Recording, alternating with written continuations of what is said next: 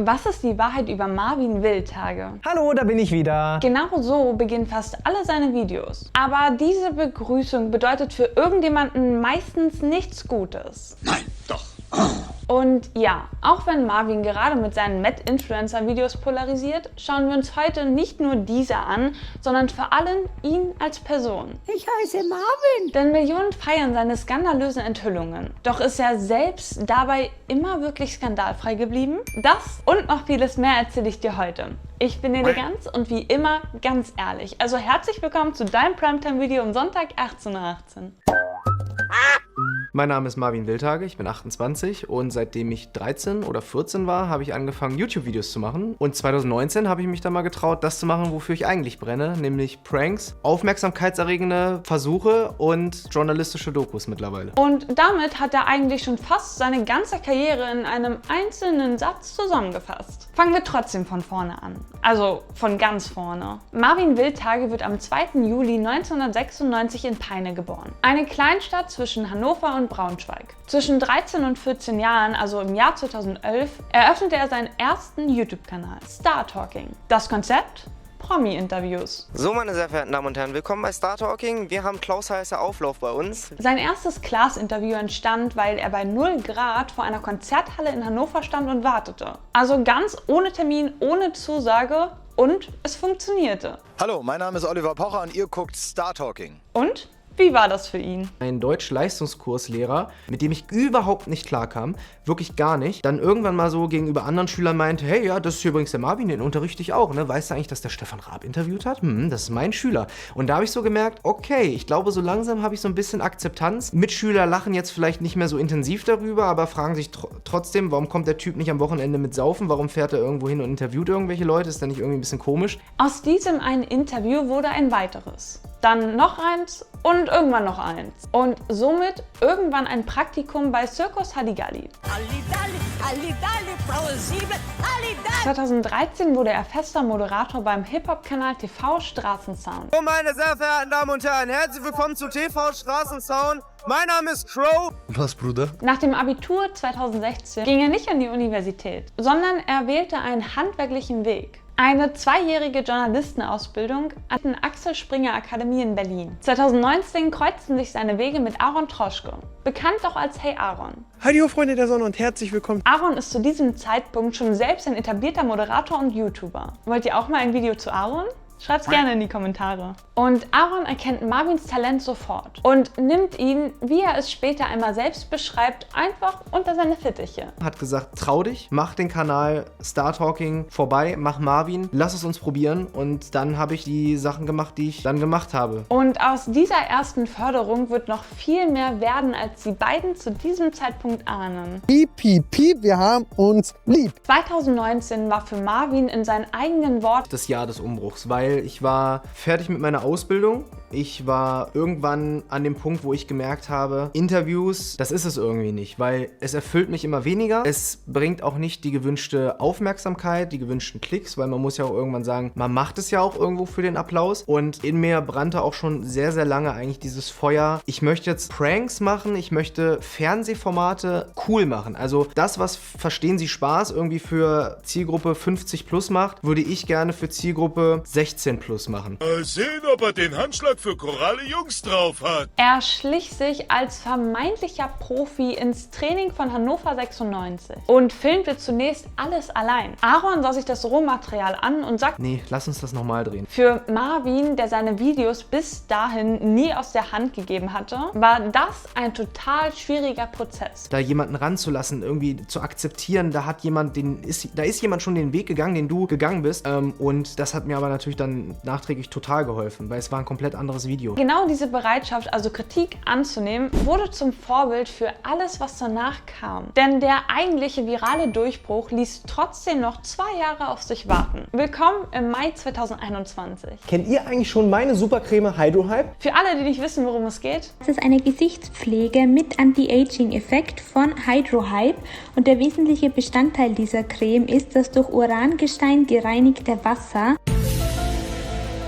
eine gefälschte Anti-Aging-Creme, die eigentlich nur aus Gleitgel besteht, samt absurder Inhaltsstoffliste. Uran drin wäre, ich glaube nicht so gut für die Haut. Asbest soll hier drin sein, sollte man sich glaube ich auch nicht ins Gesicht schmieren. Und mein Lieblings-Easter Egg, Pipi Kaka Seed Oil. Pipi Kaka Seed Oil schmeckt super. Und das Ganze in Kombination mit einem Jahr Vorarbeit und einem Instagram-Profil mit gekauften Followern. Er verschickte das Produkt an mehrere Influencer und mehrere von ihnen priesen die Creme vor laufender Kamera an, ohne die Liste überhaupt gelesen zu haben oder es zu hinterfragen, was sie da eigentlich bewerben. Rund 3 Millionen Aufrufe für das erste Video und 300.000 neue Abonnenten innerhalb eines Monats. Sein Kanal verdoppelte sich praktisch über Nacht. Nice. Und das ist eine Wette, die sich die wenigsten deutschen YouTuber trauen. Denn die meisten Kanäle setzen viel lieber auf schnelle und günstige Formate. Oder bewerben eben skurrile Produkte. I think that's what gives it like this very hydrating feeling. Aber HydroHype war damals nur der Anfang. Es war bei weitem nicht das Verrückteste, was noch kommen sollte.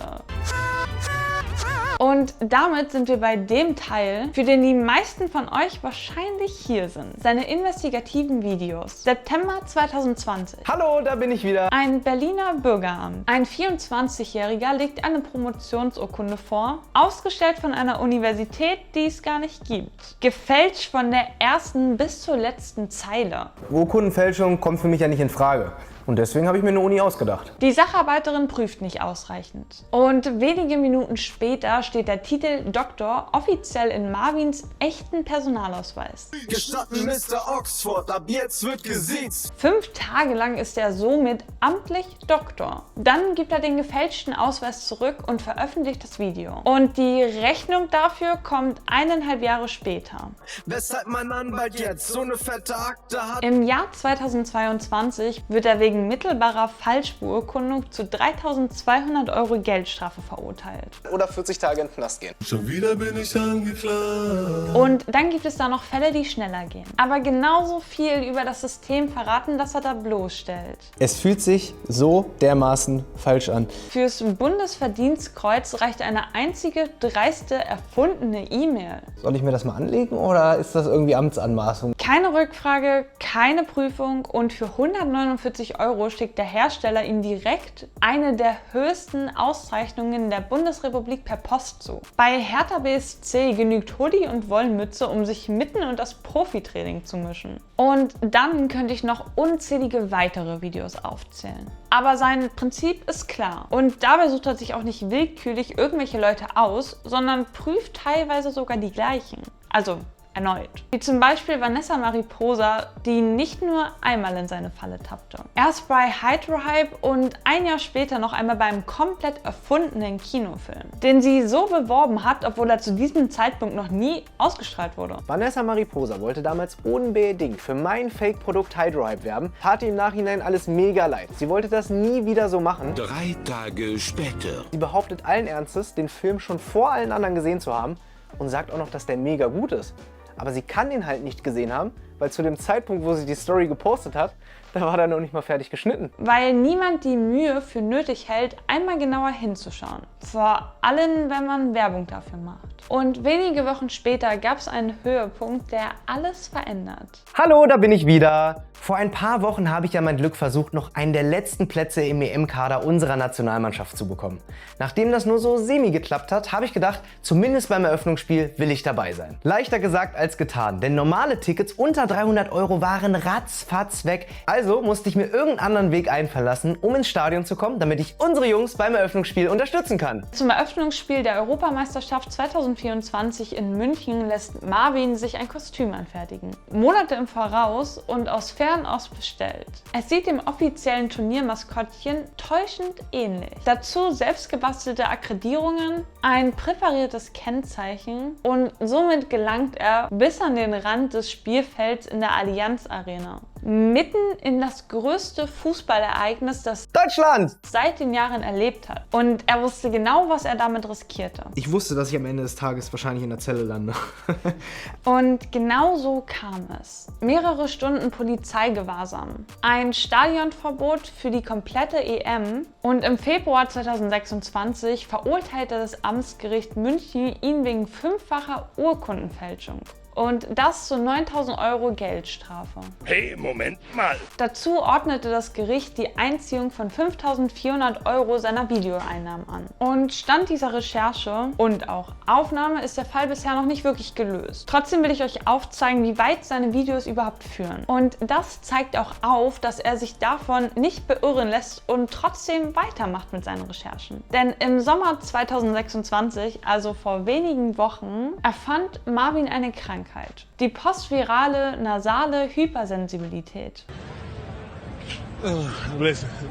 Ein Name, der irgendwie total wissenschaftlich klingt und komplett aus der Luft gegriffen ist. Dazu ein fiktives Pharmaunternehmen und eine erfundene wissenschaftliche Leitung. Denn wenn man sich mal die Datenschutzrichtlinien unserer Website anschaut und dort mal reinliest, dann steht hier, wir werden deine persönlichen Informationen so lange behalten, bis unser YouTube-Video dazu auf unserem Channel released wurde und wir dann diese Website endlich wieder löschen. Niemand liest Datenschutzgrundrechte, da kann ich eigentlich reinschreiben, was ich will. Das Prozedere ist ähnlich wie bei den Hydrohype-Video damals. Und die Medizinerin und Influencerin Alina Wahlbrunn bewirbt die erfundene Krankheit trotzdem. Und das Ganze hat einen Namen, und zwar die postvirale nasale Hypersensibilität. Sie nimmt meine kleine Krankheit und macht die noch viel gefährlicher, als sie in Wahrheit ist. Denn in Wahrheit gibt es sie gar nicht. Und das auf Instagram vor rund 300.000 Follower. Die Vergütung lag bei vereinbarten 3.800 €. Zudem gab es ein Briefing. Und da machte Marvin die Absicht unmissverständlich klar. Dass wir nach einer Zielgruppe suchen, die leicht ängstlich gegenüber Krankheiten eingestellt ist. Das heißt, wir wollen nichts anderes als Angst verbreiten mit dieser Kampagne. Und ich finde, spätestens an diesem Punkt, wenn man das Briefing denn gelesen hat, hätte man spätestens sagen müssen, selbst für Geld würde ich sowas nicht bewerben. Und nachdem das Video von Marvin online ging und dabei Millionen Aufrufe folgten, meldete sich Alina öffentlich zu Wort. Fairerweise muss man jetzt auch an diesem Punkt sagen, dass mehrere andere Med-Influencer nicht drauf reingefallen sind. Und da kann man wirklich nur eins sagen, Props, Test bestanden. Und am Ende des Videos zieht Marvin wieder sein eigenes Fazit. Und ich fürchte, solche Disease-Awareness-Kampagnen gibt es viel häufiger, als wir alle denken, damit die Pharmakonzerne ihre Produkte verkaufen können. Also immer wieder dasselbe Muster. Eine Lüge, die eigentlich viel zu absurd ist, um sie zu glauben. Und trotzdem fallen Ämter, Vereine und Fachleute oder angebliche Fachleute reihenweise darauf herein. Weil Bequemlichkeit und Profitgier lauter sind als die eigene Sorgfalt. Ich mag Monet. Was hinter den fertigen, oft 10- bis 20-minütigen langen Videos steckt, unterschätzen die meisten Zuschauer massiv. Teilweise bereitet er Instagram-Kanäle über 5 Jahre vor. Und das ist somit irgendwie anteilsweise eine Produktion im Fernsehmaßstab. Und das Geile ist, du hast halt die Möglichkeit, das so zu machen, wie du möchtest. Da sitzt dir kein Ressortleiter im Nacken oder ein Redaktionsleiter oder ein Redakteur, der sagt, nee, das musst du so und so machen und wir brauchen jetzt die Szene, wo er heult im Close-Up. Nein, wir gehen hin, wir zeigen so, wie es ist. Und somit ist aus einem Ein-Mann-Kanal längst ein kleines Team geworden. Und das vor allem dank Aaron Troschke. Denn der gab ihm ja auch irgendwo die Bühne. Heidi hoch, Freunde der Sonne! Die beiden sind sogar echte Geschäftspartner geworden. Aus einem Teenager mit einer Digitalkamera ist damit über die Jahre eine kleine, plattformübergreifende Medienproduktion geworden. Und genau dieser Ernst, mit dem er an die Sache herangeht, wirft eine unbequeme Frage auf. Denn wo hört der Spaß eigentlich auf und wo fängt das Risiko an, dass irgendjemand wirklich verletzt wird? So eine E-Mail von einem Influencer habe ich noch nie bekommen. Denn so beeindruckend die Klickzahlen sind, ganz ohne Gegenwind kam Marvin durch die Karriere nicht. Fangen wir zuerst mit der Kritik an. Sie werfen ihm vor, für Klicks bewusst Grenzen zu überschreiten, die andere Journalisten oder Journalistinnen aus gutem Grund nicht überschreiten würden. Hätte ich das bei Fernsehsendern, Streaming-Anbietern, Zeitungen, Radiosendern gepitcht, die hätten mir einen Vogel gezeigt. Die hätten gesagt, hau ab hier, du Straftäter, kannst du nicht machen. Und dahinter steckt mehr als nur eine moralische Frage. Wenn ein YouTuber mit selbst gebastelten Akkreditierungen bis an den Rand eines EM-Spielfelds gelangt, stellt sich für Sicherheitsbehörden langfristig eine Frage, die etwas schwerer wiegt. Was, wenn an seiner Stelle jemand mit deutlich schlechteren Absichten dort gestanden hätte? Und somit gibt es eine Konsequenz, die über Geldstrafen hinausgeht. Nach der Veröffentlichung des Hydro-Hype-Videos wurde Marvin nach eigenen Angaben mit Gewalt gedroht. Und das zeigt, die Konsequenz seiner Arbeit ist nicht nur aus juristischer, sondern teilweise auch aus persönlicher Natur. Die Argumente seiner Fans, dem steht entgegen, dass Marvin echte Missstände aufdeckt, die sonst verborgen geblieben wären. Ich möchte mir jetzt nicht anmaßen, irgendwie Robin Hood zu werden oder für alle möglichen Missstände, ja, der Batman zu sein, ganz und gar nicht, aber überall da, wo es Aufklärung bedarf, wo Missstände stattfinden im Alltag, da wollen wir ansetzen. Von Sicherheitslücken bei Großveranstaltungen bis zu unseriösen Influencer-Marketing im Gesundheitsbereich.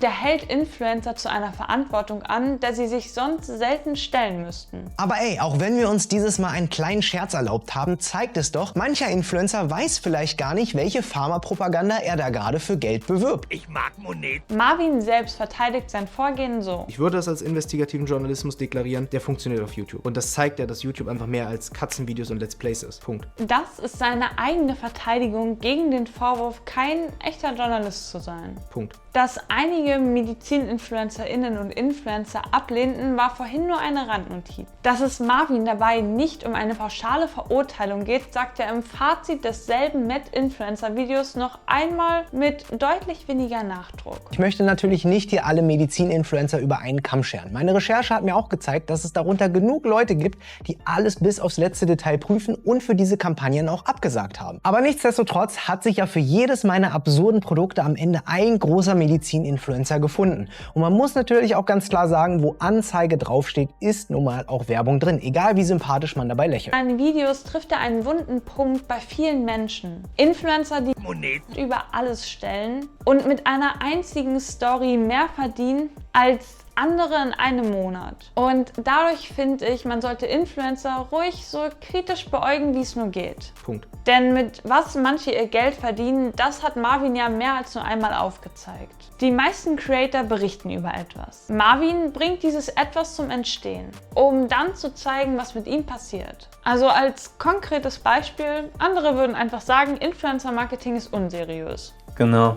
Marvin hingegen baut ein Fake-Unternehmen, Webseite, schickt tausende E-Mails raus, vereinbart das und testet es. Überall da, wo Unrecht geschieht, da müssen wir sein. Und das Prinzip dahinter heißt in Fachsprache Social Engineering. Und der Unterschied zur klassischen Aufklärung ist eben genau diese Methode. Marvin dokumentiert Missstände nicht nur, er provoziert sie aktiv. Ein Ansatz, der ebenso wirkungsvoll wie umstritten ist. Und dabei bleibt er nicht nur bei den kontroversen, viralen Themen. Für sein Video über das sogenannte Messi-Syndrom besucht er einen Betroffenen persönlich, ganz ohne Verkleidung und Täuschung. Wenn ich mich daran zurückerinnere, in der Messi-Wohnung zu stehen, wo ein Typ neben mir steht, der einfach ein Problem hat und der hat die Größe, mir das vor laufender Kamera zu zeigen, das ist Wahnsinn. Ab und an behandelt er auch ernsthaftere Themen, wo weniger der Unterhaltungszweck im Fokus steht, sondern eher die Aufklärung. Und das, finde ich, ist auch unfassbar wichtig, mal hier an dem Punkt zu sagen. Und dann gibt es da noch eine Seite von Marvin, die mit Verkleidung und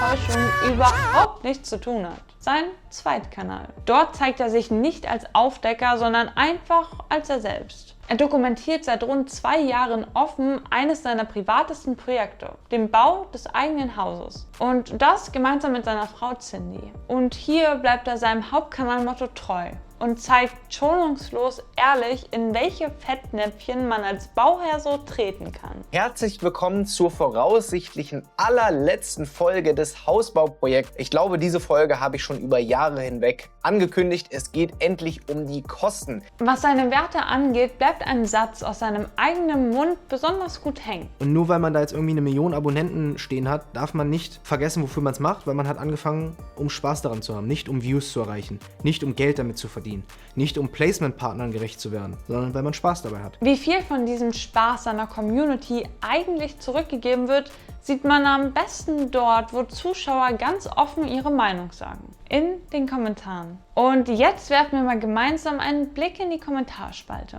Unter dem Doc Alina Video schreibt ein Zuschauer zum Beispiel: Marvin, bitte hör nie mit diesem Format auf. Was eine Bereicherung für YouTube Deutschland. Und fast 500 Menschen stimmen dort zu. Noch deutlicher wird ein Kommentar mit 24.000 Likes. Du hast dir gerade frisch abgeschlossenes Medizinstudium, wofür sie bestimmt 8 Jahre plus gebraucht hat, in 20 Minuten beendet. Krank. Das hätte ich nicht erwartet. Vor allem diese Dreistigkeit, ihre Zuschauer so eiskalt ins Gesicht zu lügen. Aber, und das ist jetzt auch das Interessanteste an seiner Community, sie sind nicht so unkritisch wie ein, zwei andere Influencer. Ein Kommentar von einem Zuschauer mit mehreren tausend Likes wendet Marvins eigene Methode gegen ihn selbst an und kritisiert die Werbeeinblendungen eines Autodiagnoseproduktes im selben Video. Und viele stimmen dort auch zu. Man sieht daran, Marvins Publikum applaudiert nicht blind, sondern wendet den kritischen Punkt, den er bei den anderen einfordert, konsequent auch an ihn selbst an. Und ausgerechnet Marvin selbst hat in einer seiner Videos den Maßstab formuliert, an dem seine Community ihn hier misst. Und man muss natürlich auch ganz klar sagen, wo Anzeige draufsteht, ist nun mal auch Werbung drin, egal wie sympathisch man dabei lächelt. Eine Community, die so genau hinschaut, verändert am Ende mehr als nur einen einzelnen Kanal. Sie verändert, was auf der ganzen Plattform überhaupt möglich ist. Doch die eigentliche Wahrheit der Marvin Will-Tage ist nicht, dass er der mutigste, der frechste oder der rücksichtslose YouTuber Deutschlands ist. Die eigentliche Wahrheit ist, dass er seit seinem 14. Lebensjahr bereit war, für seine Träume und Ziele alles zu riskieren. Real Talk, ich hoffe, dass am Ende nur ich bestraft werde. Während er gleichzeitig genau weiß, wie hoch dieses Risiko im Einzelfall ist. Ich wusste, dass ich am Ende des Tages wahrscheinlich in der Zelle lande. Der Junge, der bei Minusgraden vor einer Konzerthalle wartete, ist derselbe Mann, der ein Jahr lang an einer gefälschten Hautcreme arbeitete, ohne zu wissen, ob sich der Aufwand je auszahlt. Er täuscht nicht, um sich zu bereichern, sondern sichtbar zu machen, wie leicht andere sich täuschen lassen. Auch wenn er damit natürlich Geld verdient. Und somit unterscheidet ihn das auch von reinen Entertainern. Er trägt die Konsequenzen seiner Aktion tatsächlich öffentlich mit Namen und Gesicht. Marvin Will-Tage polarisiert wie kaum ein anderer deutscher Creator. Für die einen geht er zu weit. Für die anderen deckt er Dinge auf, die sonst verborgen geblieben wären. Unabhängig davon hat er ein Format geschaffen, das die deutsche YouTube-Landschaft nachhaltig geprägt hat. Und das eine sehr spezifische Frage immer wieder neu stellt. Wie leicht lässt sich Vertrauen ausnutzen, wenn eine Lüge nur professionell genug aussieht? Ob man das für notwendige Aufklärung hält oder für gefährliches Grenzsurfen, das ganz ehrlich, muss jeder selbst für sich entscheiden. Sicher ist nur eins: Die meisten Menschen reden über das, wofür sie stehen. Marvin Will-Tage ist bereit, dafür tatsächlich in eine Zelle zu gehen. Ich bin gespannt, was er in der Zukunft noch bringen wird. Aber eines ist ganz sicher: Influencer, die ihre Community anlügen und für Geld fast alles machen, die wird es wohl immer geben. Und da ist es doch gut, wenn es jemanden gibt, der sich zum Ziel gemacht hat, genau diese Missstände aufzudecken. Oder wie siehst du das? Und mit diesem schönen Schlusssatz oder mit dieser schönen Schlussfrage sind wir auch schon am Ende des Videos angekommen. Wenn dir das Video gefallen hat, lass gerne einen Daumen nach oben da, abonniere auch gerne den Kanal und ansonsten sehen wir uns nächsten Sonntag 18:18 Uhr wieder. Ciao!